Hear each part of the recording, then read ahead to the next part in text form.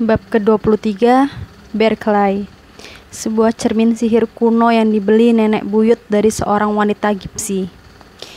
Hilde Molerneck terbangun di kamar loteng rumah kapten tua di luar Lilsen. Dia melihat selintas ke arah jam. Kini baru jam 6, tapi langit sudah terang. Cahaya matahari pagi menerangi kamar itu.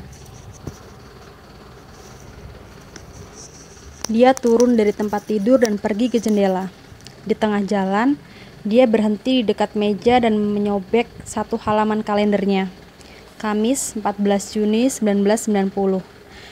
Dia meremas halaman kertas itu dan melemparnya ke keranjang sampah. Jumat 15 Juni 1990. Bunyi kalender itu sekarang berkilau ke arahnya. Sejak Januari lalu, dia telah menuliskan ulang tahun ke-15 di halaman ini.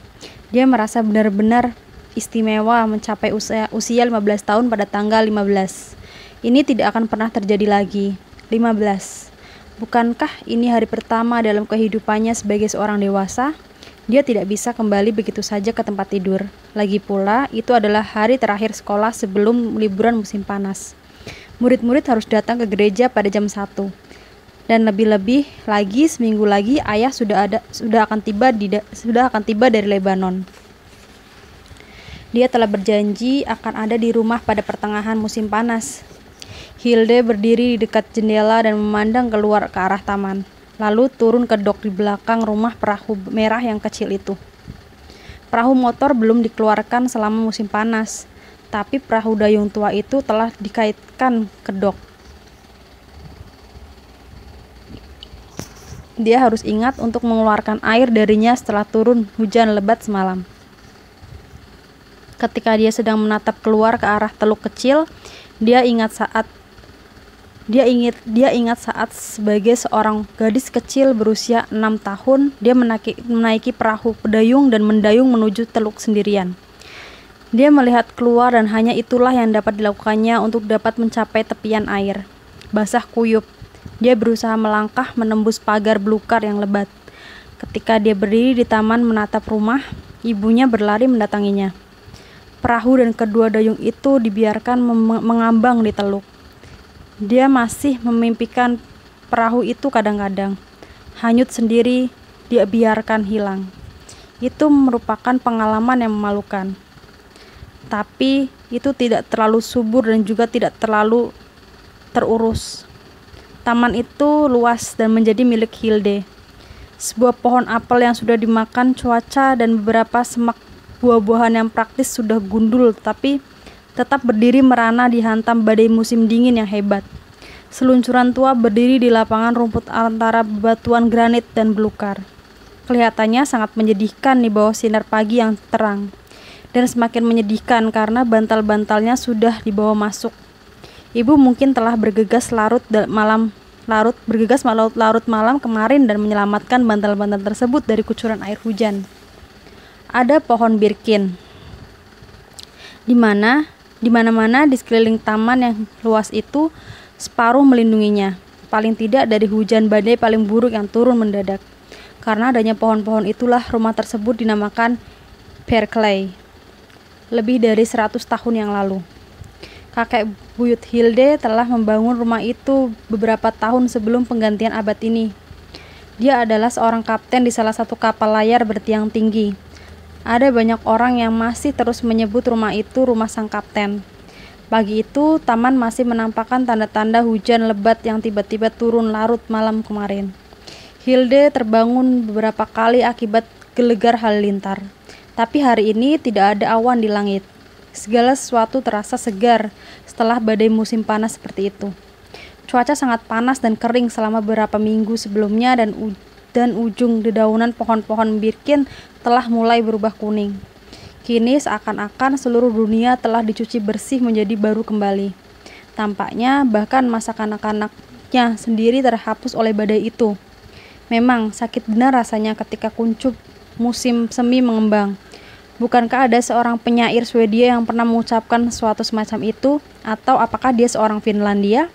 Hilde berdiri di depan cermin berat dari kuningan yang tergantung di dinding di atas peti laci nenek. Cantikkah dia? Bagaimanapun dia tidak jelek. Mungkin dia ada di tengah-tengahnya. Dia memiliki rambut panjang yang indah. Hilde selalu berharap rambutnya dapat menjadi sedikit lebih terang atau sedikit lebih gelap. Warna antara ini menjengkelkan, tapi bagusnya rambut itu berombak lembut. Banyak temannya berjuang keras untuk mengeriting rambut karena rambut mereka sedikit saja, tapi rambut Hilde aslinya memang sudah keriting. Ciri positif lainnya, pikirnya, adalah matanya yang hijau tua. Apakah mata itu benar-benar hijau? Bibi dan pamannya sering berkata begitu ketika mereka membungkuk untuk menatapnya. Hilde menimbang-nimbang apakah bayangan yang sedang dipandanginya di kaca itu milik seorang gadis atau seorang wanita muda. Dia memutuskan untuk tidak keduanya. Badannya mungkin sudah mulai membentuk badan wanita, tapi wajah itu mengingatkannya akan sebuah apel yang belum masak. Ada sesuatu mengenai cermin tua ini yang selalu membuat Hilde memikirkan ayahnya. Cermin itu pernah digantungkan di studio.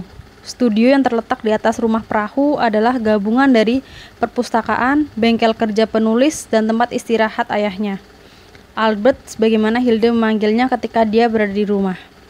Selalu ingin menulis sesuatu yang penting. Suatu kali dia pernah mencoba menulis novel, tapi novel itu tidak pernah selesai. Kadang-kadang dia menulis beberapa puisi dan uraian mengenai kepulauan yang diterbitkan dalam sebuah jurnal nasional.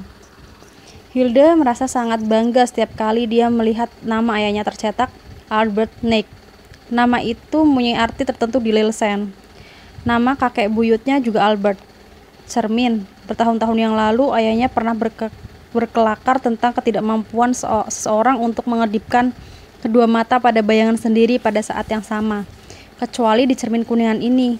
Itu merupakan perkecualian, sebab cermin itu adalah cermin sihir yang dibeli nenek buyut dari seorang wanita gypsy tak lama setelah perkawinannya. Hilde telah berkali-kali mencoba, tapi melihat bayangan kita berkedip dengan kedua mata itu sama sulitnya dengan lari dari bayangan sendiri. Pada akhirnya dia diberi pusaka keluarga yang sudah kuno untuk disimpan. Selama bertahun-tahun dia berusaha untuk menguasai keterampilan yang mustahil itu. Tidak mengherankan, dia termenung-menung hari ini. Dia bukannya tidak wajar kalau dia sibuk dengan dirinya sendiri, 15 tahun. Kebetulan, dia melihat selintas pada meja di samping tempat tidurnya.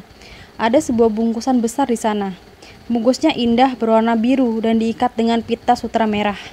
Itu pasti hadiah ulang tahun. Mungkinkah ini hadiah itu? Hadiah besar dari ayah yang telah begitu ketat dirahasiakan? Ayah telah memberikan banyak sekali isyarat samar-samar dalam kartu-kartu yang dikirimkannya dari Lebanon. Tapi ayah telah menerapkan batasan ketat pada dirinya sendiri. Hadiah itu adalah sesuatu yang semakin lama semakin besar, tulis ayah. Selanjutnya dia mengatakan sesuatu tentang seorang gadis yang akan segera ditemuinya, dan bahwa dia mengirimkan salinan dari seluruh kartu yang dikirimkannya padanya. Hilde telah berusaha mendesak ibunya untuk mengartikan isyarat-isyarat tersebut. Tapi wanita itu pun tidak tahu apa maksudnya. Isyarat paling awal adalah bahwa dia itu barangkali dapat dinikmati bersama orang-orang lain. Jadi tidak sia-sia juga dia bekerja untuk PBB. Ayahnya berharap PBB bisa menjadi semacam pemerintahan dunia yang baik. Semoga saja PBB suatu hari nanti mampu menyatukan seluruh umat manusia, tulisnya dalam salah satu kartu pos. Apakah dia diperbolehkan membuka bungkusan itu sebelum ibunya datang ke kamar menyanyikan lagu selamat ulang tahun? Dengan membawa kue kering dan bendera Norwegia, tentunya itulah sebabnya hadiah itu ditaruh di sana. Dia berjalan diam-diam melintasi ruangan dan mengangkat bungkusan tersebut. Berat sekali. Dia menemukan pesannya untuk Hilde pada hari ulang tahunnya yang ke-15 dari ayah. Dia duduk di tempat tidur dengan hati-hati melepaskan ikatan pita sutra merah. Lalu dia membuka kertas biru itu. Itu adalah sebuah map besar. Inikah hadiahnya? Inikah hadiah ulang tahun ke-15 yang begitu dihebohkan? Hadiah yang semakin lama semakin besar. Itu yang dapat dinikmati bersama orang-orang lain. Dengan sekilas pandang, Hilde tahu bahwa map itu dipenuhi halaman-halaman ketikan. Dia mengenalinya sebagai hasil ketikan dari mesin ketik ayahnya yang dibawanya serta ke Lebanon. Apakah dia telah menulis satu buku penuh untuknya? Pada halaman pertama dengan huruf-huruf besar yang ditulis tangan tertera judulnya Dunia Sofi.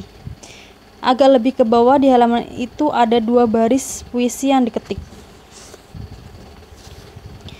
Pencerahan sejati bagi manusia adalah seperti matahari menyinari bumi. N.F.S. Grundtvig. Hilde membuka halaman berikutnya, yaitu permulaan dari bab pertama. Judulnya adalah Taman Firdaus. Dia naik ke tempat tidur, duduk dengan nyaman, meletakkan map itu di atas lututnya, dan mulai membaca. Sophie Amundsen sedang dalam perjalanan pulang dari sekolah. Dia telah menempuh paruh pertama perjalanannya bersama Joanna. Mereka membicarakan robot. Joanna beranggapan otak manusia itu seperti komputer yang sangat canggih. Sophie tidak terlalu sepakat. Tentunya manusia bukan sekedar sepotong perangkat keras.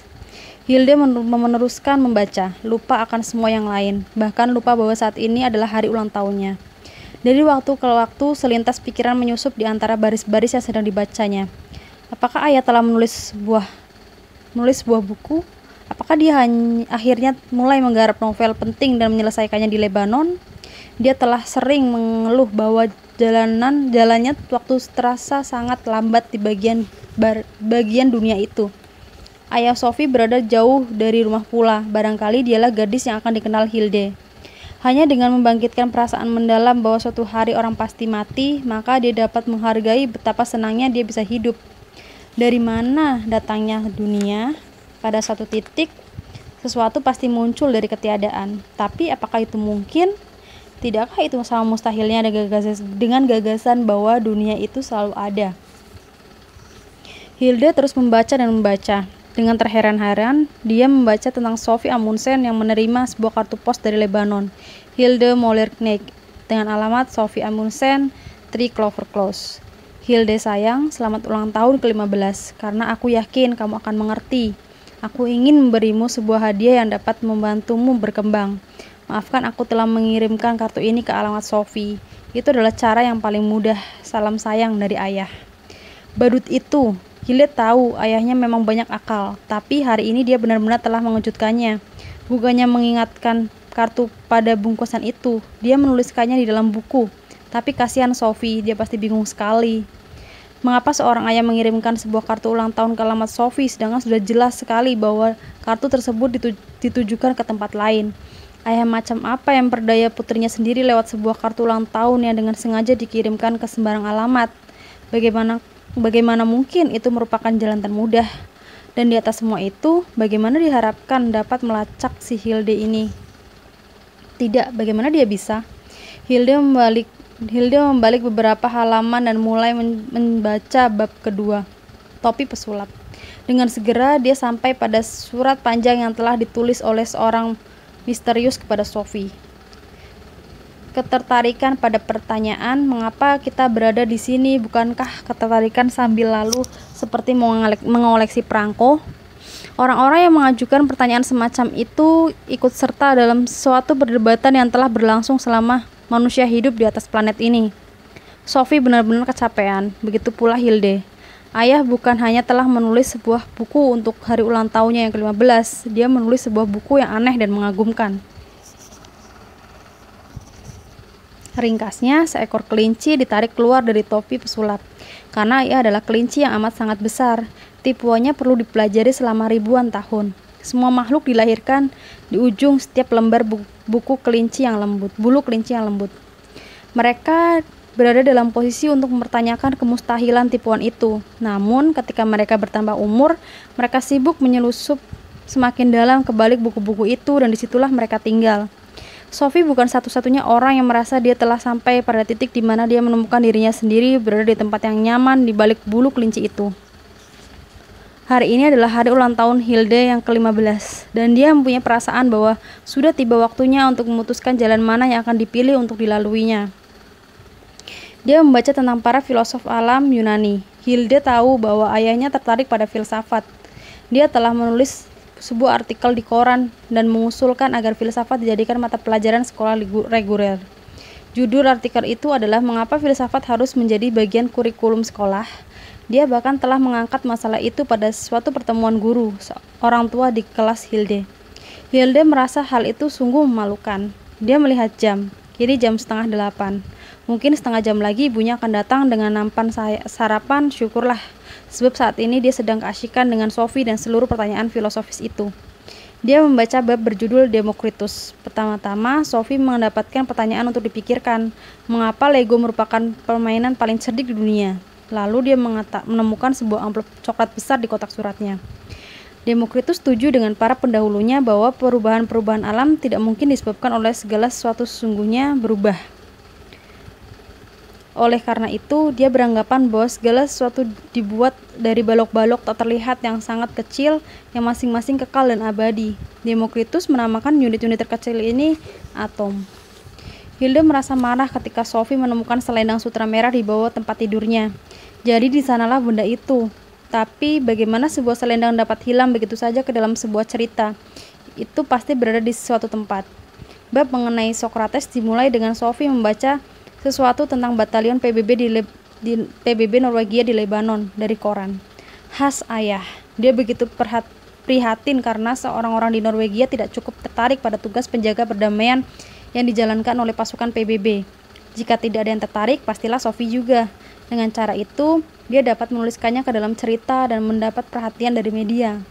Mau tak mau, dia tersenyum ketika membaca lagi dalam surat sang filosof kepada Sophie. Jika kamu menemukan selembar selendang sutra merah di suatu tempat, tolong simpan baik-baik. Kadang-kadang milik pribadi suka tercampur-campur, terutama di sekolah dan tempat-tempat semacam itu. Dan ini adalah sebuah kursus filsafat.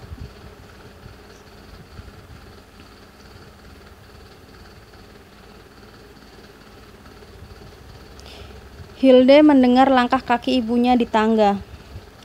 Sebelum dia mengetuk pintu, Hilde telah mulai membaca tentang Sophie yang menemukan video Athena di sarang rahasianya. Selamat ulang tahun, ibunya mulai menyanyi di tengah jalan ke tangga. Masuklah, kata Hilde, di tengah cerita tentang sang filosof yang sedang berbicara dengan Sophie dari Akropolis. Dia kelihatan nyaris persis dengan ayah Hilde, dengan janggut hitam yang dipotong rapi dan baret biru. Selamat ulang tahun, Hilde. Hilde, taruh di situ saja. Tidakkah kamu akan pergi ke ibu? Dapat melihat aku sedang membaca. Bayangkan, kamu genap 15 tahun. Pernahkah ibu ke Athena, Bu? Tidak, mengapa kamu bertanya? Sungguh menakjubkan bahwa kuil-kuil kuno itu masih berdiri. Sesungguhnya kuil-kuil itu sudah berusia 2500 tahun. Ngomong-ngomong, yang terbesar adalah yang dinamakan Istana Perawan. Sudahkah kamu buka hadiah dari ayah? Hadiah apa? Kamu harus melihat ke atas sekarang, Hilde. Kamu benar-benar linglung. Hilde membiarkan map itu meluncur jatuh ke pangkuannya. Ibunya berdiri di samping tempat tidur sambil memegang nampan. Di atasnya ada lilin-lilin yang telah dinyalakan, dadar gulung mentega dengan selada udang dan soda. Juga ada sebuah bungkusan kecil. Ibunya berdiri kikuk sambil memegang nampan kedua tangan dan sebuah bendera di bawah salah satu lengannya. Oh, terima kasih, Bu. Ibu baik sekali, tapi aku benar-benar sibuk. Kamu tidak harus berangkat sekolah sebelum jam 1.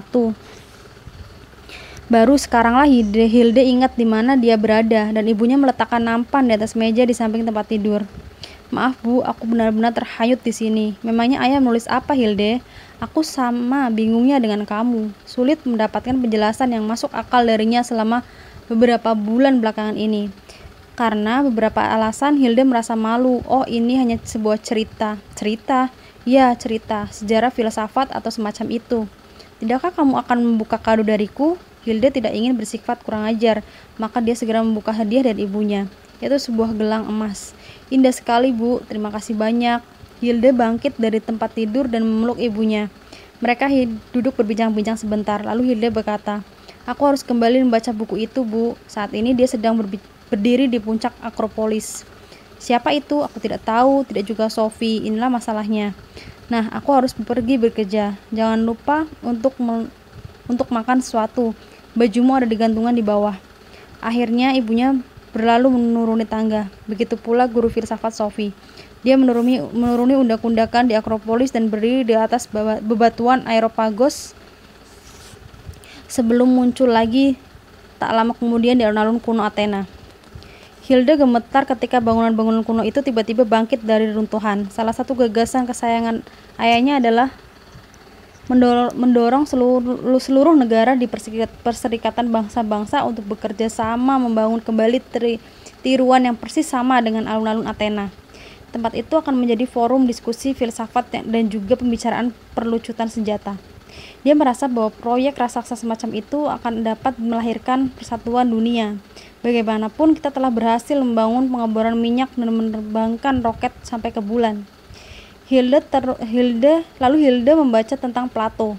Jiwa rindu untuk terbang pulang dengan sayap-sayap cinta menuju dunia ide. Ia ingin dibebaskan dari rantai badan. Sophie telah merayap keluar lewat pagar tanaman dan mengikuti Hermes. Tapi anjing itu berhasil melarikan diri darinya. Setelah membaca tentang Plato, dia masuk semakin jauh ke dalam hutan sampai di gubuk merah di dekat danau kecil. Di dalamnya tergantung lukisan tentang Pierre Clay. Dari perincian gambarannya jelas yang dimaksud adalah Pierre Clay yang ditempati Hilde.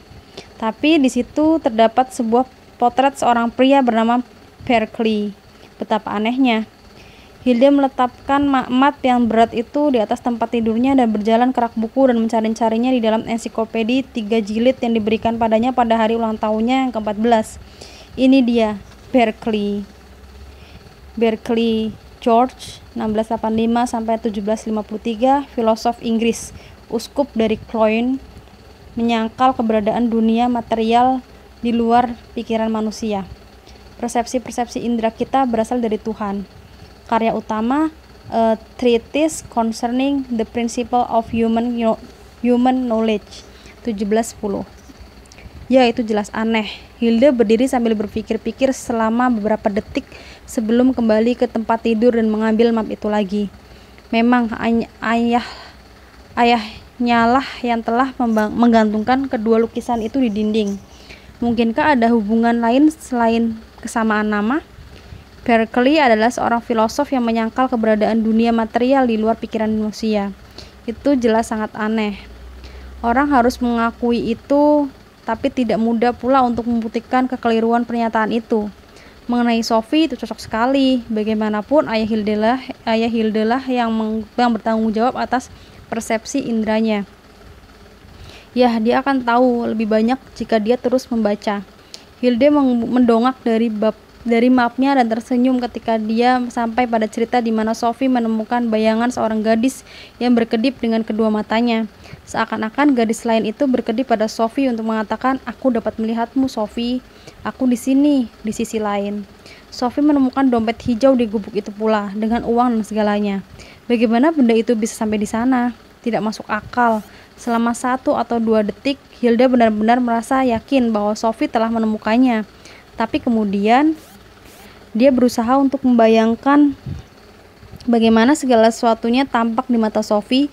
Itu pasti benar-benar tak dapat dimengerti dan luar biasa. Untuk pertama kalinya, Hilda merasakan keinginan kuat untuk bertemu muka dengan Sophie. Dia ingin menceritakan kepadanya kebenaran sejati dari seluruh masalah ini. Tapi kini Sophie harus keluar dari gubuk sebelum dia tertangkap basah. Perahu itu hanyut ke tengah danau, tentu saja. Ayahnya tidak dapat menahan diri untuk mengingatkannya akan cerita lama itu, bukan? Hilda meneguk soda dan menggigit dadar gulungnya sementara membaca surat tentang Aristoteles yang sangat teliti yang telah mengecam teori-teori Plato. Aristoteles mengemukakan bahwa tidak ada sesuatu pun di dalam kesadaran yang belum pernah dialami oleh indera. Plato sebelumnya mengatakan bahwa tidak ada sesuatu pun di alam ini yang sebelumnya tidak ada dulu di dunia ide. Aristoteles berpendapat bahwa dengan begitu Plato menggandakan jumlah benda-benda. Hilda tidak tahu bahwa Aristoteles lah yang menemukan permainan binatang, sayuran atau barang tambang.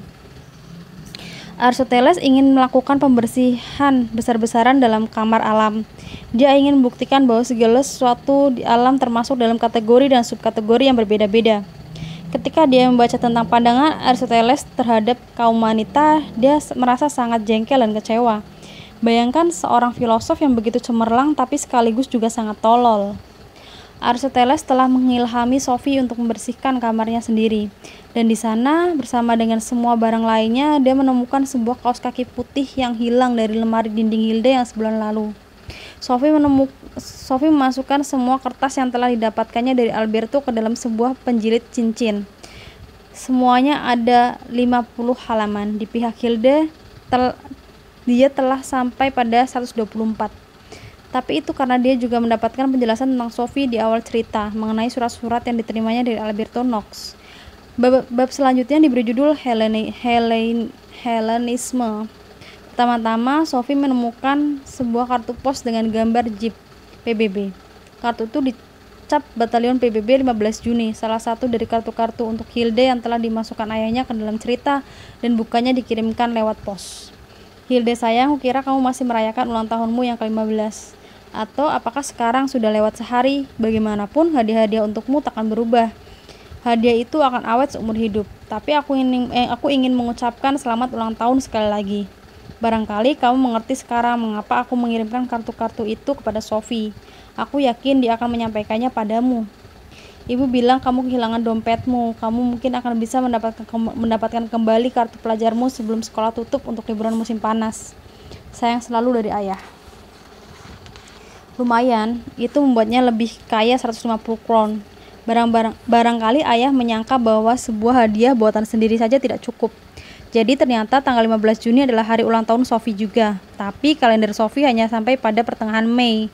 Itu pasti ketika ayahnya menulis bab ini, dan itu menuliskan mundur tanggal pada kartu selamat ulang tahun untuk Hilde. Tapi kasihan sekali Sophie yang berlari menuju pasar swalayan untuk menemui Joanna. Siapakah Hilde? Bagaimana ayahnya menganggap sudah semestinya Sophie menemukannya? Bagaimanapun dia sungguh tidak berperasaan karena mengirimkan kartu-kartu itu pada Sophie dan bukannya mengalamatkannya langsung pada putrinya. Hilde seperti Sophie juga merasa melayang-layang di angkasa ketika dia membaca tentang Plotinus. Maksudku, segala sesuatu yang menyimpan sepercik misteri ilahi. Kita melihatnya berkilau dalam sekuntum bunga matahari ataupun bunga melati. Kita semakin merasakan misteri yang tak terselami ini pada seekor kupu-kupu yang terbang dari satu dahan ke dahan lain, atau pada seekor ikan mas yang berenang dalam sebuah mangkuk. Tapi kita paling dekat dengan Tuhan dalam jiwa kita. Hanya di sana kita dapat menjadi satu dengan misteri terbesar kehidupan. Sesungguhnya jarang sekali kita dapat merasakan bahwa kita sendirilah misteri itu. Inilah bagian paling memusingkan yang telah dibaca Hilde hingga saat ini. Tapi itu juga yang paling sederhana. Segala sesuatu itu satu, dan yang satu ini adalah misteri ilahi yang juga dimiliki oleh setiap orang lain. Sesungguhnya ini bukan sesuatu yang perlu kita percayai.